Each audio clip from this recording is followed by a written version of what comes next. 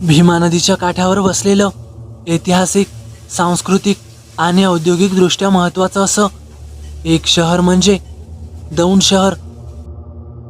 पुणे जिल्ह्याच्या आग्नेय टोकाला असलेलं हे शहर केवळ व्यापारी दृष्ट्याच नाही तर रेल्वे, उद्योग आणि शेती या तिन्ही क्षेत्रात पराक्रम सिद्ध करत आलंय. महाराष्ट्राच्या प्रगतीच्या प्रवासात दौंड हा एक महत्त्वाचा टप्पा मानला जातो. रेल्वेचे महत्त्वाचे केंद्र, सुपीक शेतीचा आधार आणि भरभराटीचे बाजारपेठेचे मुख्य स्थान या सर्व गोष्टींमुळे दौंड हे पुणे जिल्ह्यातील विकासाचा केंद्रबिंदू ठरत आहे. या शहराच्या मध्यभागी एक असा बस स्टॉप आहे जो अनेक वर्ष बंद पडला आहे. बाहेरून पाहिलं तर तो फक्त तुटक बाकं, गंजलेली बोर्ड आणि झाडाझुडपात गाडलेल्या आठवणी वाटतात. पण गावकरी सांगतात तिथं रात्री 12 नंतर कुणीही जाऊ नये. मलाही उत्सुकता होती, हा बस स्टॉप अचानक बंद का झाला? MSRTCचं कारण म्हणजे रस्त्याचं काम. पण गावातल्या अफवा वेगळ्याच होत्या. कोणी म्हणे तिथे अपघात झाला, तर कोणी म्हणे तिथे लोक गायब झाले आणि कोणी तर रात्री लाल बस उभी राहते आणि ती थेट स्मशानाकडे निघून जाते. आता या सगळ्या अफवा खऱ्या की खोट्या हेच मला जाणून घ्यायचं होतं, म्हणून मी शोध सुरू केला. MSRTCचं कारण म्हणजे रस्त्याचं काम, पण गावातल्या अफवा वेगळ्याच होत्या. कोणी म्हणे तिथे अपघात झाला, तर कोणी म्हणे तिथे लोक गायब होतात आणि कोणी तर रात्री 12 नंतर तिथे एक लाल बस येते आणि ती थेट स्मशानाकडे माणसांना घेऊन जाते असं सांगत होते. या सगळ्या अफवा खऱ्या आहेत की खोट्या हेच मला खरं तर जाणून घ्यायचं होतं. हेच जाणून घेण्यासाठी मी शोध सुरू केला. मी चौकशीत होतो तेव्हा मला रेल्वे स्टेशनजवळ एक वृद्ध माणूस भेटला. पांढरा कुर्ता, डोळ्यात थोडा भीतीचा थरकाप आणि हातात तिकीट पंचर मशीनचं जुनं कवर. त्याला पाहूनच मला समजलं हा माणूस नक्कीच कंडक्टर राहिलेला होता. मी त्याच्या जवळ गेलो आणि त्याला विचारलं, काका तुम्ही ST मध्ये होतात का? तो थोडं थांबवून म्हणाला, हो, दौंड बस स्टॉपबद्दल विचारायला आलास ना? त्याचा आवाज कापरा होता. मी होकार दिला. तो थोडं पुढे झुकून कुजबुजल्यासारखा म्हणाला, एक गोष्ट सांगतो, ती रात्र माझ्या आयुष्यातली शेवटची ड्युटी ठरली होती आणि त्या रात्रीनंतरच दौंडचा बस स्टॉप कायमचा बंद झाला. मला फार आनंद झाला कारण मी आल्याच योग्य ठिकाणी पोहोचलो होतो.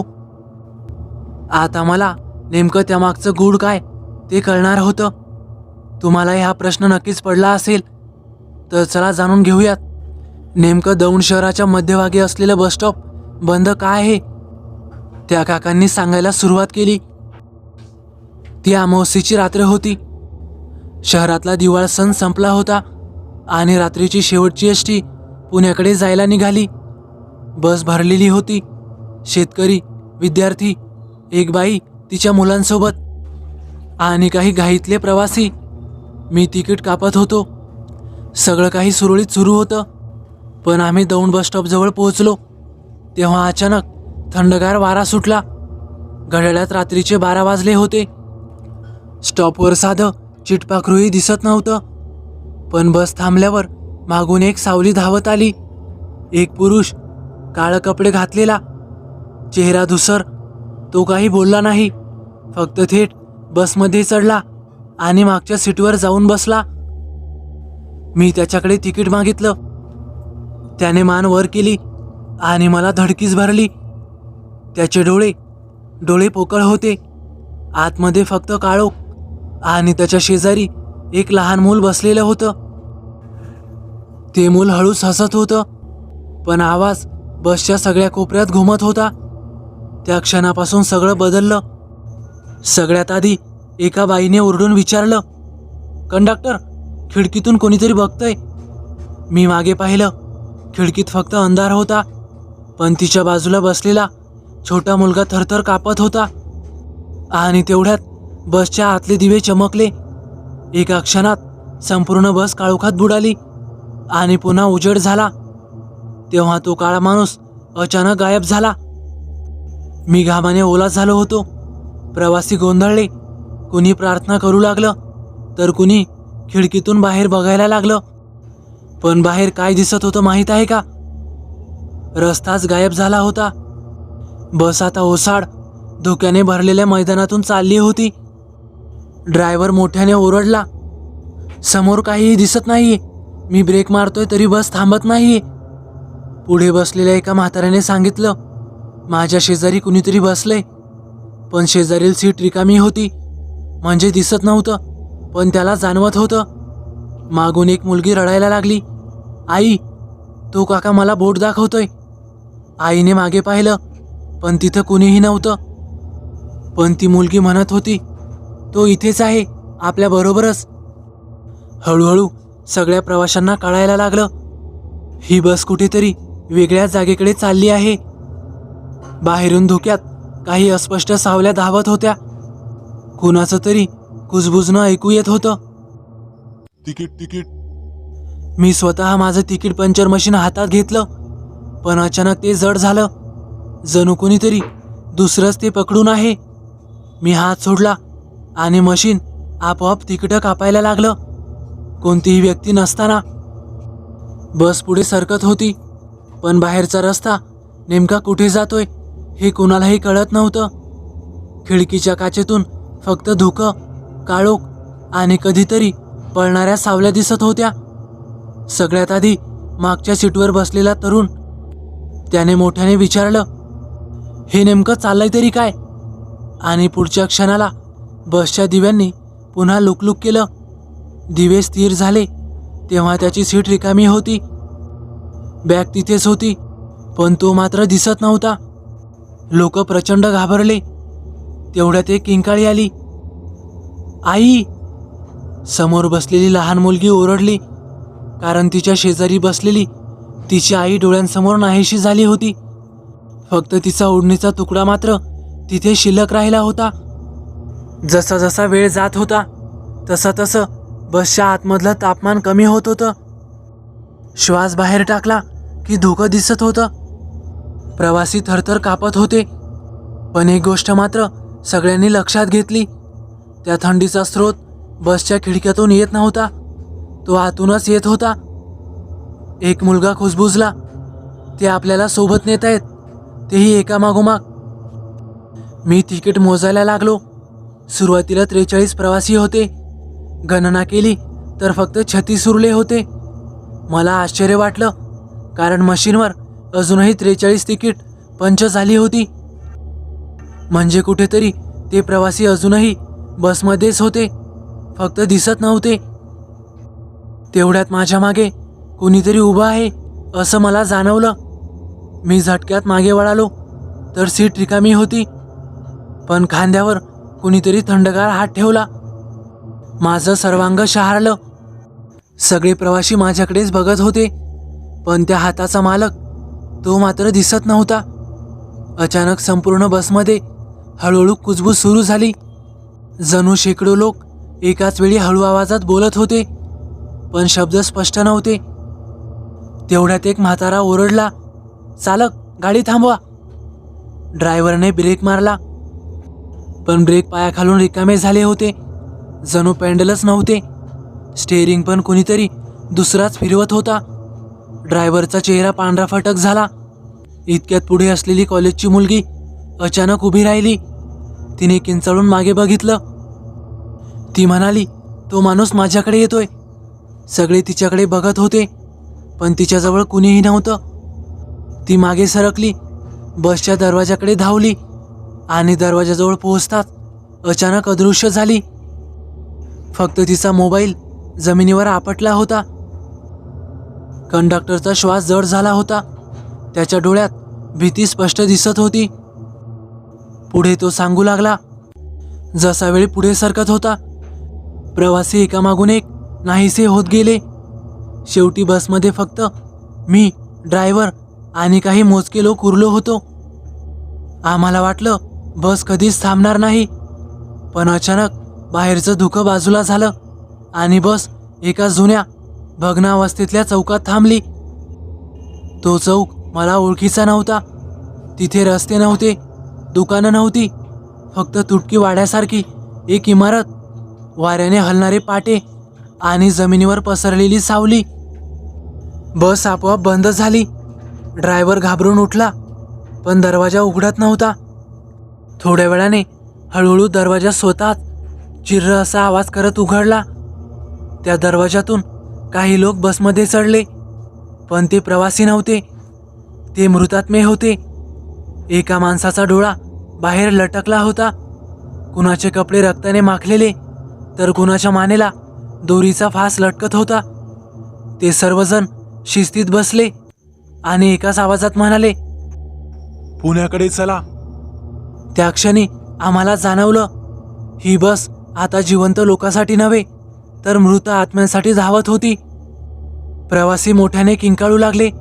एकाने दरवाजातून उडी मारायचा प्रयत्न केला, पण बाहेर पडताच तो धुक्यात विरघळून नाहीसा झाला. दुसऱ्याने खिडकीतून हात बाहेर काढला, तर कुणीतरी थंडगार पंजाने त्याला ओढलं.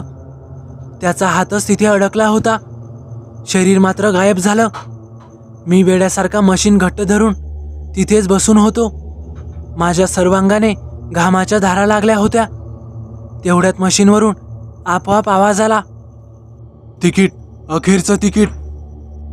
आणि माझ्या हातातलं मशीन रक्त ओकतंय असं मला दिसलं.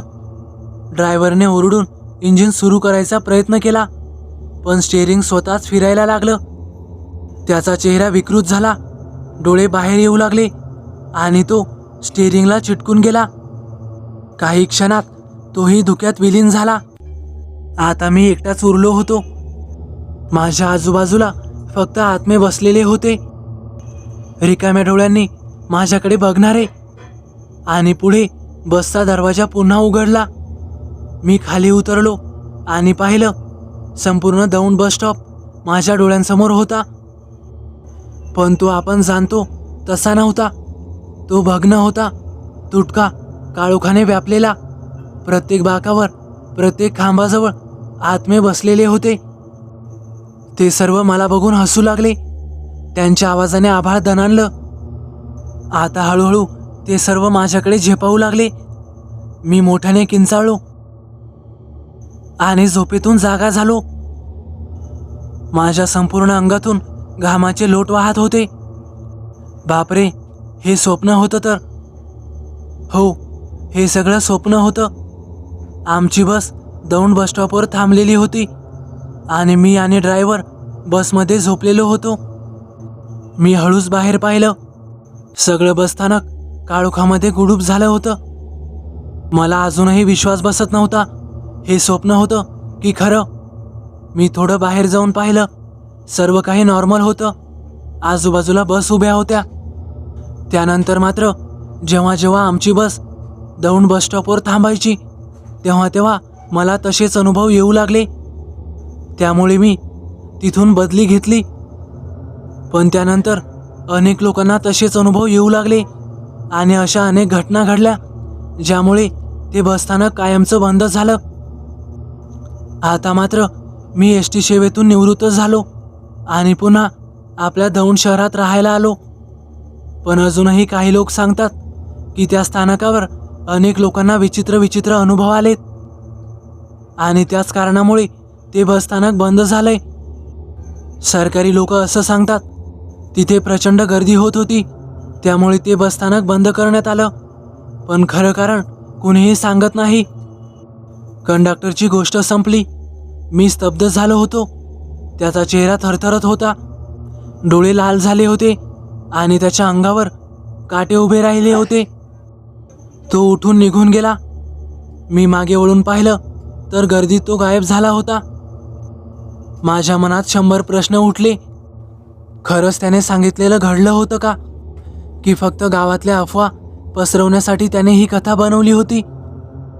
पण जर ते खरं नसेल तर मग बसस्टॉप आजही बंद का? मी दुसऱ्या दिवशी MSRTCच्या ऑफिसमध्ये चौकशी केली. अधिकारी म्हणाले, बसस्टॉप रस्त्याच्या कामामुळे बंद आहे. जुनं लोकेशन धोकादायक होतं, तेव्हा तो वापरात नाही. त्यांच्या चेहऱ्यावर मला एक वेगळाच भाव जाणवला. जणू ते खऱ्या कारणाबद्दल बोलायलाच तयार नव्हते. गावातल्या काही वृद्ध लोकांशी बोललो, ते फक्त एवढंच म्हणाले, रात्री 12 नंतर तिकडे जाऊ नकोस. त्या रात्रीनंतर माझीही झोप उडाली. मी स्वतःच ठरवलं, एका रात्री 12 वाजता तिथं जाऊन पाहायचं. मी कॅमेरा घेऊन तिथं पोहोचलो. बस स्टॉप ओस पडलेला होता. बाक गंजलेली, बोर्ड वाऱ्यात हलत होता. बरोबर 12 वाजता दूरवरून लाल लाईट्स दिसल्या. मी कॅमेऱ्यात झूम करून पाहिलं आणि माझ्या अंगावर काटा उभा राहिला.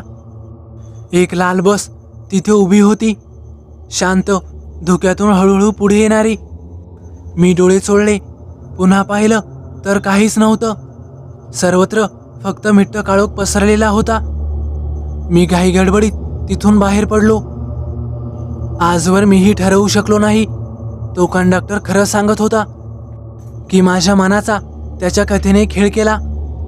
पण एक गोष्ट मात्र खरी आहे, आजही दौंड बस स्टॉप बंदच आहे. अधिकृत कारण रस्त्याचं काम, पण गावकऱ्यांचं म्हणणं काही वेगळंच आहे. खरंच बस स्टॉप बंद होण्यामागचं हेच कारण आहे का? कंडक्टरने सांगितलेलं नेमकं कितपत खरं आहे हे सत्य अजूनही उलगडलेलं नाही. कदाचित पुढच्या वेळेस आपण स्वतः तपासायला हवं. एकट्या कंडक्टरच्या म्हणण्यावरून आपण ही गोष्ट खरी की खोटी हे ठरवू शकत नाही.